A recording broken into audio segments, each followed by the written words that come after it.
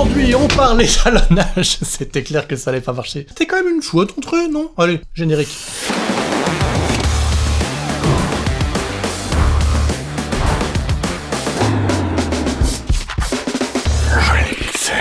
Bienvenue sur Joli Pixel, la chaîne de la post-production en général et de DaVinci Resolve en particulier. Aujourd'hui, on parle étalonnage et plus précisément, si vous parlez français, on parle du Micro Color Panel, ce nouveau pupitre d'étalonnage qui avait été annoncé par Blackmagic Design il y a de cela quelques mois. Ça y est, maintenant il est sorti. Blackmagic Design a eu la gentillesse de me le prêter pendant quelques semaines, je vais devoir le rendre, je suis triste. Mais avant de le rendre, je vais vous faire également un compte rendu, comme ça je le rends 2 fois, de ce que je pense de ce pupitre. Alors tout d'abord, si vous n'êtes pas familier avec la notion d'un pupitre d'étalonnage, c'est une façon de contrôler votre interface d'étalonnage autrement. Il n'est pas possible de faire quoi que ce soit de plus avec ce pupitre d'étalonnage qu'avec DaVinci Resolve. Tous les outils seront exactement les mêmes. Ce que ça change, c'est la façon de les utiliser. Le fait qu'on a ici, bien toute une série de boutons placés au bon endroit avec des petites étiquettes dessus. Ici, toute une série de potter, comme disent nos amis ingé son, une roulette et une petite boule pour bouger les roues chromatiques. Tout ça, le fait d'avoir ces contrôles sous les doigts plutôt que d'avoir à déplacer un curseur sur une souris, ça fait gagner énormément de temps. Je n'arrête pas de vous le dire, moi je suis un grand défenseur des contrôles tactiles réels, on gagne plein de temps avec ça. Et bien là, c'est une façon de gagner énormément de temps. Il existe déjà plusieurs modèles de pupitres d'étalonnage proposés par Blackmagic Design, il y en a des très chers, hyper complets. Celui-là, eh bien c'est le plus petit, c'est le moins cher, mais vous allez voir qu'il est quand même vachement puissant. Coûte je pense 465 €. Et le gros avantage de cette nouvelle surface de contrôle, c'est vraiment sa portabilité. Vous aurez vu déjà ici les dimensions, là vous voyez par rapport à mes mains. Dimension, on est à 36 cm x 19 fois seulement 4 cm d'épaisseur, le tout pour 1,18 kg. Donc là vraiment, on a le summum en termes de portabilité. C'est-à-dire que vous voyez ici une surface de contrôle simplement dans un sac à dos. Oui, pour ceux d'entre vous qui connaissent l'étalonnage et qui savent à quel point c'est utile d'avoir ça, on peut faire ça maintenant en voyage. Vous pouvez étalonner dans le train, dans la voiture, dans un bus, vous pouvez étalonner au sommet d'une colline, vous pouvez étalonner en faisant du surf, mais je vous le déconseille. Et ça pour moi c'est vraiment l'atout numéro 1, c'est la portabilité. D'autant plus que, avez-vous vu ici, on a une petite rainure. À quoi elle sert cette rainure? Eh bien, à mettre un iPad. Tout simplement, il y a la bonne inclinaison pour qu'on puisse travailler simplement avec une vue sur cet iPad, puisque vous savez sans doute que depuis quelques mois, on peut faire tourner DaVinci Resolve entièrement sur un iPad. On peut donc se retrouver avec une console d'étalonnage qui rentre entièrement dans un sac à dos. On vit une époque magnifique, moi je veux dire. Enfin, je veux dire, à part le réchauffement climatique, les guerres, le virus et le terrorisme.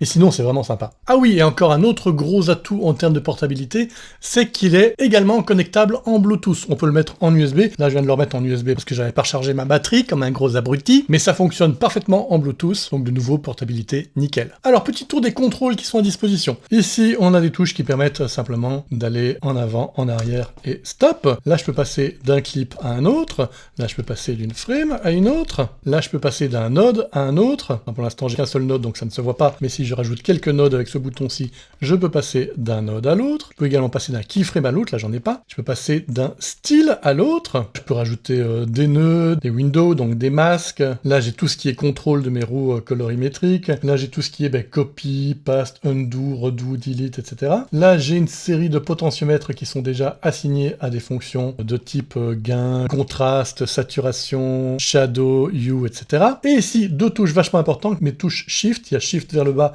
Shift vers le haut, qui permet en gros de démultiplier le rôle de chacun de ces contrôles. C'est-à-dire que ce bouton aussi, par exemple, eh bien, il fait Delete, mais il fait également la combinaison Shift haut, Delete et Shift bas, Delete, qui vont faire encore d'autres choses, d'autres raccourcis. Donc on peut voir qu'on a déjà pas mal de contrôles, et bien en réalité on a 3 fois ce nombre de contrôles-là. Ça, c'est le gros point positif, c'est qu'ils ont réussi, dans une surface assez réduite, assez portable, à mettre énormément de choses contrôlables. Et bah, c'est aussi son point négatif, c'est-à-dire que c'est un petit peu compliqué d'arriver à retenir ce que font les touches Shift, puisque par défaut, sur la touche, il n'est indiqué que ce que ça fait naturellement, c'est-à-dire sans maintenir les touches Shift. Et donc, bah, le reste, faut l'apprendre par cœur. Et ça, je trouve que c'est très dommage. Je trouve qu'ils auraient pu indiquer sur les touches, en grand, effectivement, la fonction principale, et peut-être au-dessus, en dessous, ce que fait le Shift du dessus, Shift du dessous. On va peut-être me répondre, oui, mais ça aurait peut-être fait beaucoup de choses sur les touches. J'aurais préféré avoir ce beaucoup de choses. D'autant que le but, c'est d'un moment de développer sa mémoire musculaire, donc au bout d'un certain temps, on va plus regarder ses touches. Mais pour avoir à petit apprendre son microcolor panel, c'est bien à tout moment, au début, d'avoir toujours tout indiqué, quoi. Ou s'il y a une touche qu'on utilise moins régulièrement, mais qu'on sait qu'elle existe, bah, que ce soit indiqué à tout moment, permet de retrouver, ah, ok, ça va, c'est là. Donc ça aurait été facile. Donc ça, je trouve ça dommage, mais bon, c'est fait, c'est fait. Par contre, ce que je trouve que vraiment Blackmagic Design devrait faire, c'est de faire un petit copion, comme on dit en Belgique, un anti-sèche, c'est-à-dire bah, en gros une petite feuille représentant le clavier où justement serait indiqué sur chacun des boutons l'équivalent de ce qui n'est pas indiqué sur les boutons, donc le rôle de chacune de ces touches Shift. Vraiment, si on rajoute ça, avec en plus, oh là là, s'il serait pile à la taille pour ici le mettre là en petit, dans la rainure pour iPad, qui peut servir à autre chose que d'y mettre un iPad, là ce serait pile parfait. Donc s'il vous plaît, DaVinci Resolve, faites ça, et à ce moment-là, je retire le fait que c'est un défaut, et ce ne serait donc qu'une qualité, que chaque bouton puisse faire 3 choses. Je vous disais tout à l'heure qu'il n'y avait rien qu'on pouvait faire avec le micro color panel qu'il n'était pas possible de faire avec DaVinci Resolve tout seul. Eh bien, c'est pas entièrement vrai, j'ai quand même trouvé une chose, c'est la précision. Alors par exemple ici, vous voyez, je voudrais changer mon offset, donc là, normalement, sans le microcolor panel, je vais cliquer et je vais descendre, et mettons que je vais essayer d'amener ici la partie rouge à 24,50. Mais vous voyez que dès que je me déplace, ça va très vite dans les très gros chiffres. C'est quasiment impossible d'arriver à un truc précis. C'est vraiment très compliqué. Par contre, avec le microcolor panel, là je me mets en offset, je prends cette roue-ci, et vous voyez à quel point il est possible d'être très précis, puisque je peux vraiment arriver à bouger vraiment 1 centième à la fois, jusqu'à arriver exactement à 24,50. Et ça c'est vachement bien parce que les roues chromatiques, elles sont très sensibles. On bouge à peine, on sent très vite le résultat, et donc des fois la souris c'est un peu difficile. Là, ça devient beaucoup plus facile. Un autre petit truc que je trouve dommage, c'est sur les styles. Alors on a un truc super pour passer d'un style à l'autre, et si vous voyez là je passe d'un style à l'autre. Mais ce qui est dommage, c'est que ce faisant, on ne voit pas le résultat du style. J'ai rajouté un style pour que ce soit un petit peu plus clair ce dont je parle. Voilà, ici j'ai rajouté un style qui fait noir et blanc. Et donc vous voyez ici, je passe d'un style à l'autre, mais je ne vois pas un preview dans mon viewer du style en question. C'est très dommage parce qu'il est capable de le faire, puisque quand je fais l'équivalent à la souris, eh ben là ça marche. Si je passe au-dessus, il me montre une preview du style. Et ça, je trouve ça très dommage. Pas gravissime, mais dommage. Mais bon, c'est le genre de choses qu'il est possible, j'imagine, de changer via une mise à jour de software, donc croisons les doigts. Alors, est-ce que ça permet de entièrement remplacer la souris? Non, ça permet pas d'entièrement remplacer la souris. C'est pas le but et ce serait impossible. C'est pas impossible d'avoir une surface de contrôle qui pilote absolument tout sous les doigts avec des boutons, donc il y aura toujours une part de souris.